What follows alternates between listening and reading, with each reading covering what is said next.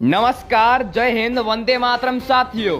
एक बार आप सभी का बहुत बहुत स्वागत है देश के नंबर 1 सरकारी यूट्यूब न्यूज चैनल के अंदर। वहीं दोस्तों, आपने अभी तक हमारे चैनल को सब्सक्राइब नहीं किया, सब्सक्राइब जरूर करें। वहीं इस वीडियो को ज्यादा से ज्यादा शेयर जरूर करें। वहीं मध्य प्रदेश विधानसभा चुनाव 2023 का बिगुल बज चुका है, जिसके अंदर हर राजनीतिक दल, चाहे बीजेपी पार्टी हो या कांग्रेस पार्टी, हर पार्टी अपने प्रचार में जुट चुकी है। वहीं दोस्तों, किस पार्टी की हो रही है जीत, किस पार्टी की हो रही है हार, इस वीडियो में देंगे हम आपको पूरी जानकारी, तो वीडियो को एंड तक जरूर देखें। वहीं दोस्तों, बीजेपी पार्टी बड़े तौर पर जीत के दावे करते नजर आ रही है। उन्होंने कहा है कि इस बार हम फिर एडिट करके दिखाएंगे, लेकिन कांग्रेस पार्टी बीजेपी पार्टी को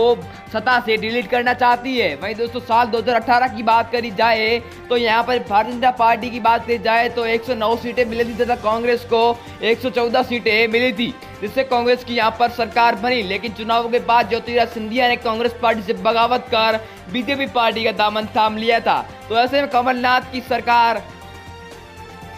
गिर गई तथा एमपी के मुख्यमंत्री बने शिवराज सिंह चौहान। वहीं आपके छत्तर से हमारे वीडियो को देख रहे वो भी कमेंट बॉक्स में जरूर बताएं, और अब की बार मध्य प्रदेश के अंदर किसकी सरकार बनती नजर आ रही है। तो बात करें सर्वप्रथम से जरूरी, तो जबलपुर में कुल 8 सीटें, 8 में से कांग्रेस को सबसे बड़ा बहुमत 5 सीटें, बीजेपी पार्टी को 3 सीटें, बीएसपी को 0 और अन्य के खाते में भी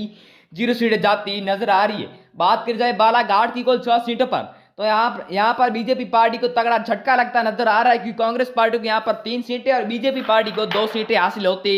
नजर आ रही है। वहीं दोस्तों, बात की जाए सतना जिला की कुल 7 सीटों पर, तो 7 में से यहाँ पर कांग्रेस पार्टी को 3 सीटें, बीजेपी पार्टी को 2 सीटें, बीएसपी को 1 और अन्य के खाते में भी 1 सीट जाती नजर आ रही है। बात कर जाए दमोह जिला की कुल 4 सीटों पर, तो यहाँ पर कांग्रेस ने बीजेपी पार्टी को तगड़ा झटका दे दिया है, क्योंकि यहाँ पर कांग्रेस पार्टी को 2 सीटें और बीजेपी पार्टी को 1 सीट हासिल हुई है। वहीं दोस्तों, इंदौर की बात करी जाए तो इंदौर में कुल 9 सीटें, यहाँ पर कांग्रेस को सबसे ज्यादा 4 सीटें, बीजेपी पार्टी को 3 सीटें, बीएसपी को 1 और अन्य के खाते में भी 1 सीट जाती नजर आ रही है। बात करी जाए ग्वालियर की कुल 6 सीटों पर, तो 6 में से कांग्रेस पार्टी को 3 सीटें, बीजेपी पार्टी को 2 सीटें, बीएसपी को 0 और अन्य के खाते में भी 1 सीट जाती नजर आ रही है अब की बार। वहीं दोस्तों, बात करी जाए भीड़ जिला की कुल 5 सीटों पर, तो 5 में से कांग्रेस को यहाँ पर 3 सीटें, बीजेपी पार्टी को 2 सीटें, बीएसपी को 0 और अन्य के खाते में भी 0 सीटें जाती नजर आ रही है अब की बार। वहीं बात करी जाए दतिया जिला की, दतिया में कुल 3 सीटें, 3 में से 2 बीजेपी को, 1 कांग्रेस को, बीएसपी को 0 और अन्य के खाते में भी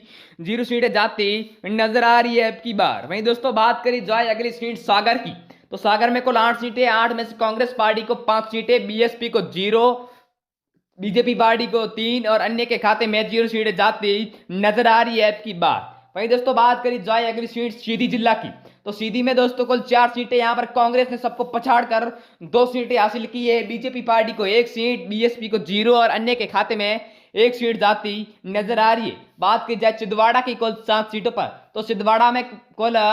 7 सीटें और कांग्रेस को यहाँ पर 4 सीटें, बीजेपी पार्टी को 2 सीटें, बीएसपी को 1 और अन्य के खाते में 1 सीट जाती नजर आ रही है। छतरपुर की कुल 6 सीटों पर बात करी जाए तो यहाँ पर कांग्रेस को 4 सीटें, बीजेपी पार्टी को 2 सीटें, बीएसपी को 0 और अन्य के खाते में भी 0 सीटें जाती नजर आ रही है ओपिनियन पोल के अनुसार। वहीं बात करी जाए रीवा जिला की कुल 8 सीटों पर, तो 8 में से बीजेपी पार्टी को 4 सीटें, कांग्रेस पार्टी को 3 सीटें, बीएसपी को 0 और अन्य के खाते में 1 सीट जाती नजर आ रही है अब की बार। वहीं दोस्तों, बात करी जाए अगली सीट सिवनी जिला की कुल 4 सीटों पर, तो यहाँ पर दोनों को समांतर सीटों का आकलन होता हुआ दिखाई दे रहा है, यानी बीजेपी पार्टी को 2 सीटें और कांग्रेस पार्टी को भी 2 सीटों का आकलन होता हुआ दिखाई दे रहा है अब की बार। वहीं बात करी जाए भोपाल की कुल 7 सीटों पर, तो 7 में से बीजेपी को यहाँ पर 4 सीटें, कांग्रेस पार्टी को 2, बीएसपी को 0 और अदर के खाते में 1 सीट जाती नजर आ रही है अब की बार।